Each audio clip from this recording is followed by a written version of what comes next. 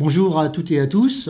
Nous allons faire un petit point compte tenu des chiffres de l'intéressement que vous avez tous découverts hier ou aujourd'hui. Alors il faut savoir que la loi permet que les entreprises puissent verser jusqu'à 20% de la masse salariale en intéressement.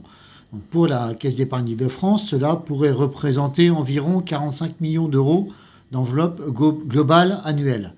Aujourd'hui, on en est à 17 millions. Donc vous voyez que l'accord qui a été signé par les compères SNE-CGC et la CFDT est loin du compte. Et quand la CGT dit que c'est un accord au rabais, on persiste, on signe, c'est un accord au rabais.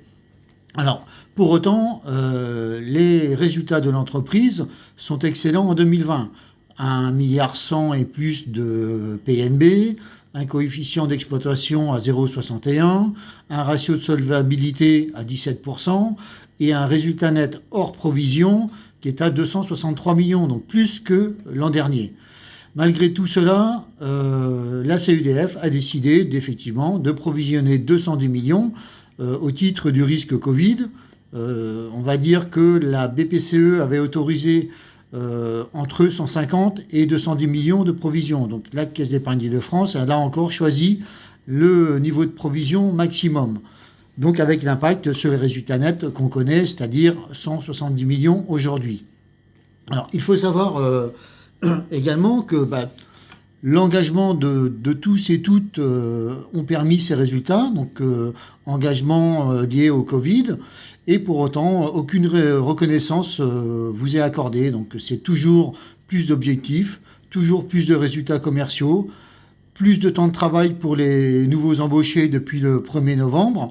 À ce sujet, donc un dossier juridique est en cours avec la CGT.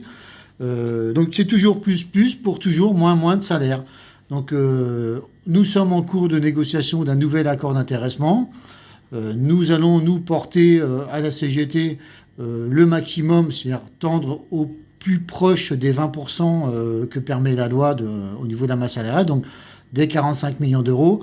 Autant vous dire que la majorité, c'est nos amis coquins câlins de la direction, donc CGC, CFDT. Donc tant qu'ils seront en place, c'est vrai que ça sera difficile de se faire entendre. Donc voilà pour les points qu'on voulait vous aborder aujourd'hui par rapport à l'intéressement. N'hésitez surtout pas à vous abonner à notre chaîne.